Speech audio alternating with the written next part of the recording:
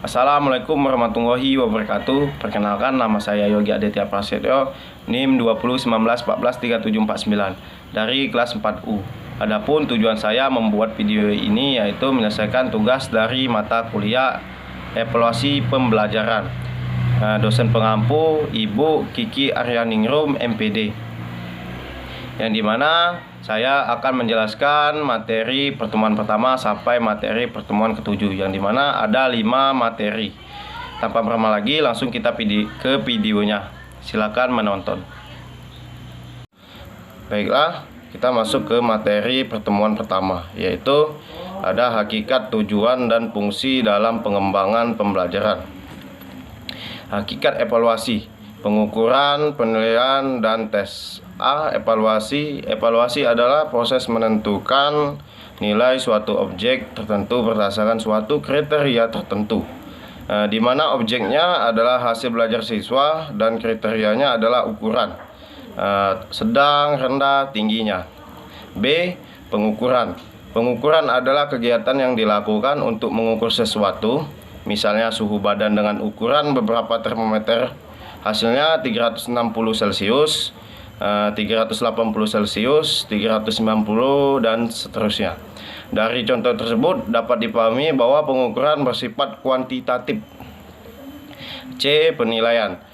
Penilaian adalah sistematis meliputi pengumpulan informasi, angka atau deskripsi verbal, analisis dan interpretasi untuk mengambil keputusan. Penilaian merupakan suatu proses yang dilakukan melalui langkah-langkah perencanaan, penyusunan alat penilaian, pengumpulan informasi melalui sejumlah bukti yang menunjukkan pencapaian hasil belajar peserta didik, pengolahan dan penggunaan informasi tentang hasil belajar peserta didik. D. Tes.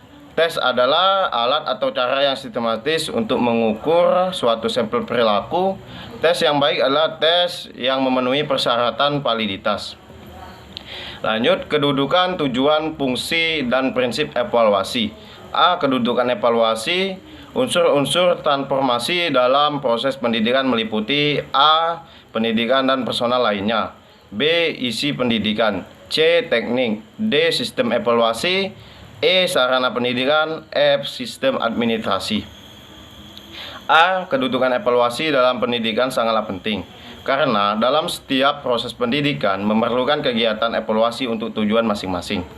B. Tujuan evaluasi pembelajaran. Tujuan utama melakukan evaluasi dalam pendidikan adalah untuk mendapatkan informasi yang akurat mengenai pencapaian tujuan instruksional oleh siswa sehingga dapat diupayakan tindak lanjutnya yang merupakan fungsi dari evaluasi. Selain itu juga ada beberapa tujuan evaluasi, yaitu 1. Menilai ketercapaian tujuan. 2. Mengukur macam-macam aspek pelajaran yang bervariasi. 3. Memotivasi belajar siswa. 4. Menjadikan hasil evaluasi sebagai dasar perubahan kurikulum. 5. Menentukan tindak lanjut hasil penilaian. C. Fungsi evaluasi. Fungsi evaluasi ada beberapa hal. 1. Evaluasi berfungsi selektif. 2. Evaluasi berfungsi diagnostik. 3. Evaluasi berfungsi sebagai penempatan. 4. Evaluasi berfungsi sebagai pengukuran keberhasilan. Evaluasi dalam bidang pendidikan dan pengajaran mempunyai berbagai fungsi sebagai berikut. A. Alat untuk mengetahui tercapai tidaknya tujuan instruksional. B. Umpan balik bagi perbaikan proses belajar mengajar. C.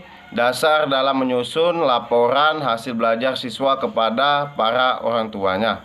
D. Sebagai alat seleksi untuk mendapatkan calon-calon yang paling cocok untuk suatu jabatan atau suatu jenis pendidikan tertentu.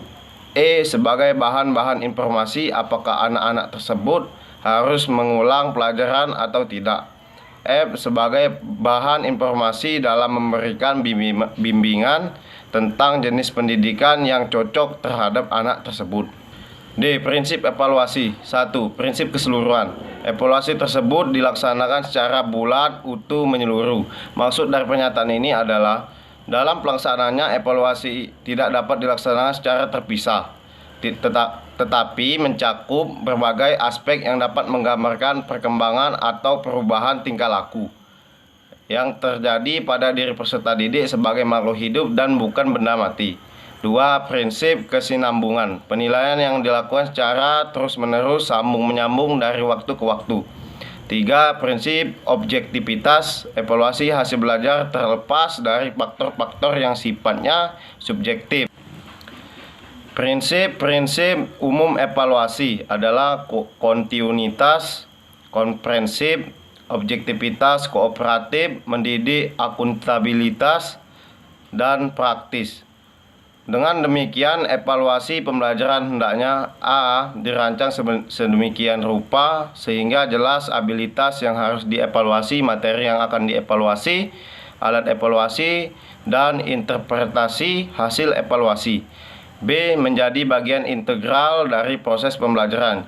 C. Agar hasilnya objektif, evaluasi ini harus menggunakan berbagai alat, instrumen, dan sifatnya komprehensif. D. Diikuti dengan tindak lanjut. Kesimpulan, kegiatan evaluasi tentu saja tidak dapat dilakukan tanpa prosedur yang jelas. Ada prinsip-prinsip evaluasi yang sepatutnya diterapkan oleh peserta didik. Tanpa mengikuti prinsip ini, dikhawatirkan hasil evaluasi tidak akan valid, tidak reliabilitas, tidak objektif, dan tidak praktis, menggambarkan kemampuan belajar peserta didik. Lanjut ke materi pertemuan kedua, yaitu prinsip-prinsip evaluasi. A. Prinsip keseluruhan atau dikenal dengan istilah prinsip komprehensif. Dimaksudkan di sini bahwa evaluasi tersebut dilakukan secara bulat, utuh, atau menyeluruh baik aspek personalnya, materialnya, maupun aspek operasionalnya. Sebagai contoh, memberikan bobot penilaian dengan menggunakan beberapa aspek semisal kehadiran 20%, tugas 20%, UTS 25%, serta keaktifan siswa 35%.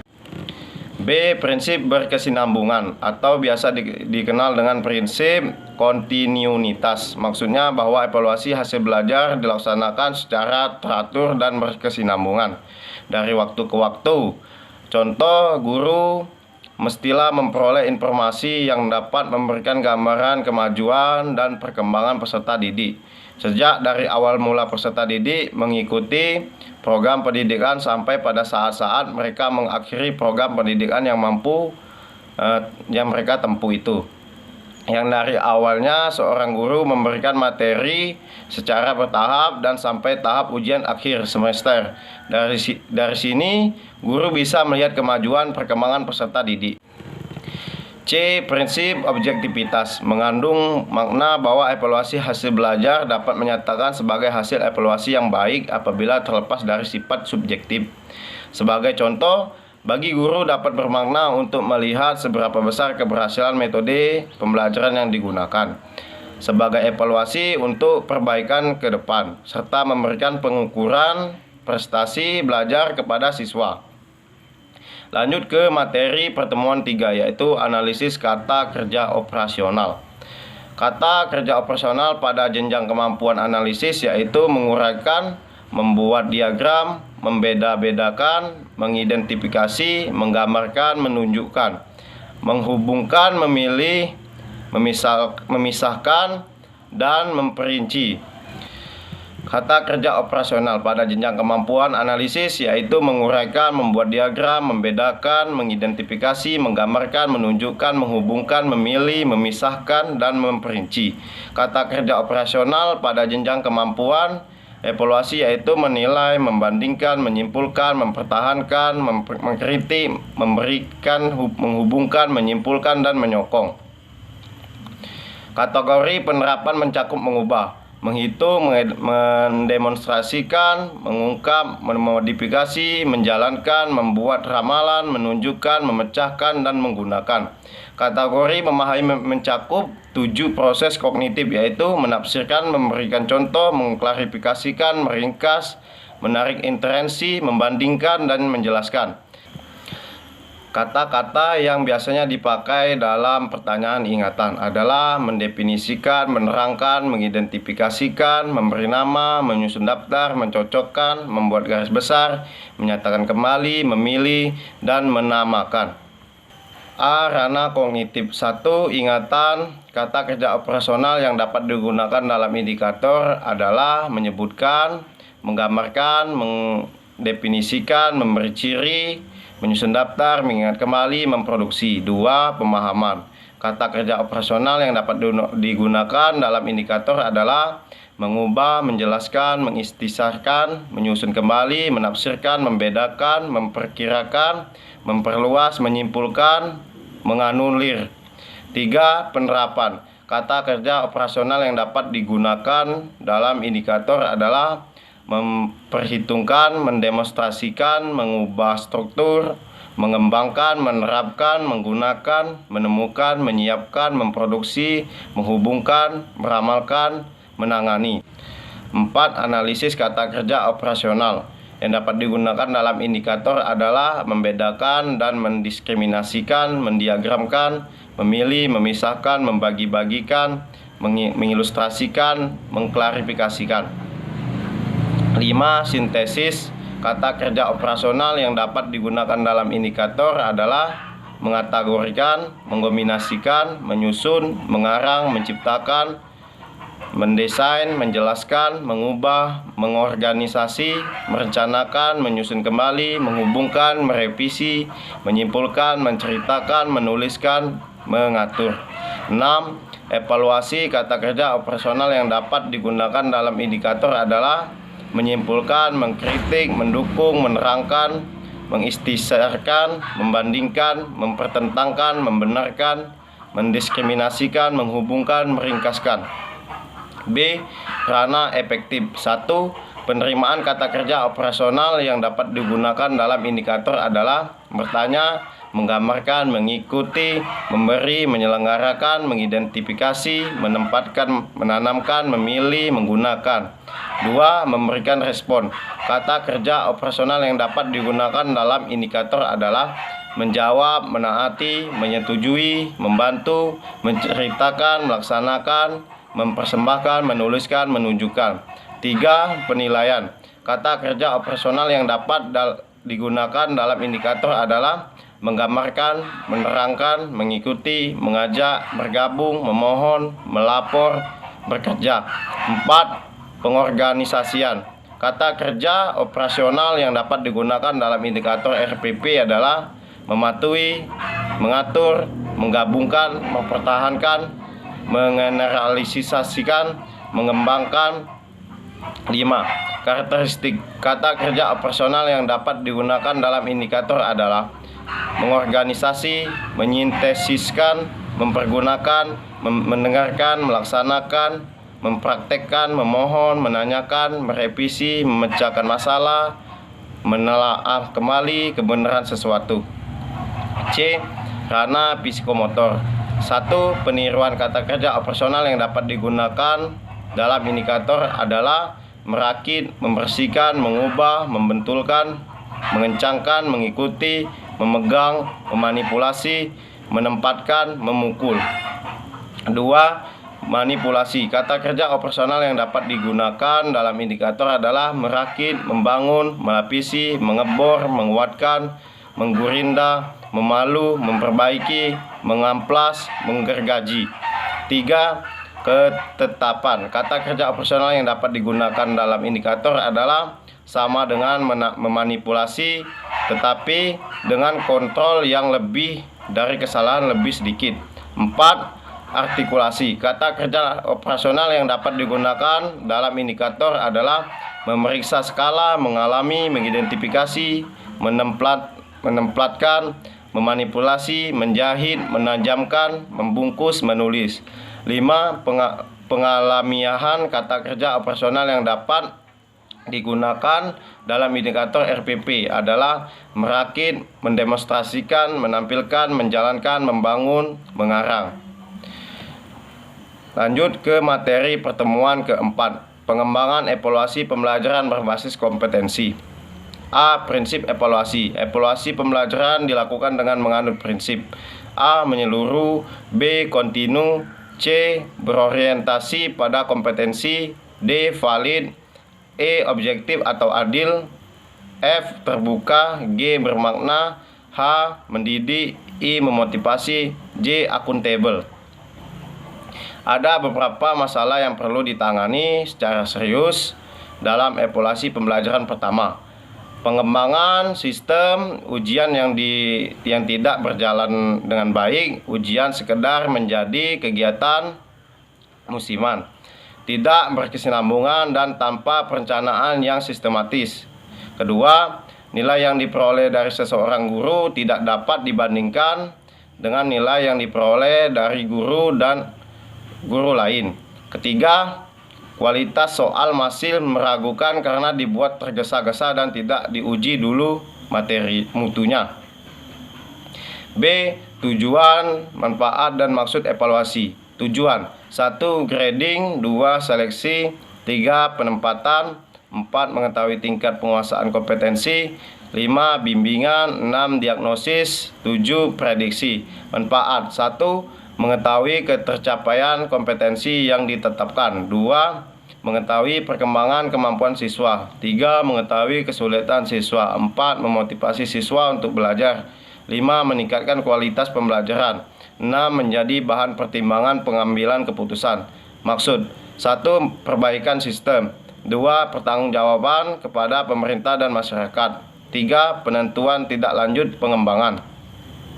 C. Evaluasi, pengukuran, tes, dan penilaian. 1. Evaluasi adalah proses pengumpulan informasi yang hasilnya berupa keputusan tentang kualitas atau keunggulan suatu kerja, produk, proses, atau aktivitas. 2. Pengukuran adalah proses pemberian angka pada seseorang atau sifat-sifat mereka berdasarkan aturan yang spesifik. Alat ukur adalah alat evaluasi yang memerlukan kuantifikasi informasi. Hasil pengukuran disebut skor. 3. Tes adalah sekumpulan pertanyaan yang masing-masing memiliki jawaban yang benar, yang dijawab dengan lisan atau tulisan. Semua tes adalah bagian dari alat atau teknik kuantitatif yang disebut dengan pengukuran. Semua tes adalah alat ukur, dan semua alat ukur termasuk dalam teknik kuantitatif atau kualitatif dan dari evolusi. 4. Penilaian adalah proses mengamati dan mengukur kegiatan belajar. Tujuannya adalah untuk mengukur seberapa baik siswa telah mempelajari konsep, untuk memahami cara belajar siswa, dan untuk memperbaiki pengajaran. D. Materi untuk evaluasi. Penentuan materi yang penting dilakukan dengan memperhatikan kriteria sebagai berikut. 1. Urgensi, yaitu materi yang secara teoretik mutlak harus dikuasai siswa. 2. Kontinuitas, yaitu materi yang merupakan pendalaman dari materi sebelumnya. 3. Relevansi, yaitu materi yang diperlukan untuk memahami materi lain. 4. Keterpakaian, yaitu materi yang memiliki nilai terapan tinggi dalam kehidupan sehari-hari. E. Dimensi evaluasi. 1. Kognitif, ingatan, knowledge. Pemahaman, comprehension. Aplikasi, application. Analisis, analysis. Sintesis, synthesis. Evaluasi, evaluation. 2. Affective, feelings, values, application, enthusiasm, motivation, dan attitudes. 3. Psikomotor, observing, limiting, practicing, adapting. F. Teknik evaluasi. Pemilihan teknik evaluasi harus disesuaikan dengan tujuan evaluasi, waktu yang tersedia, tugas yang dilakukan siswa, dan materi yang telah diajarkan. Secara umum, teknik evaluasi dapat dibedakan menjadi teknik tes dan teknik non-tes. 1. Teknik tes. Teknik evaluasi melalui tes meliputi tes tertulis, tes lisan, dan tes perbuatan. 2. Teknik non-tes. Teknik evaluasi non-tes dilakukan melalui pengamatan, observasi, penugasan, portofolio, dan wawancara. G. Evaluasi dimensi kognitif.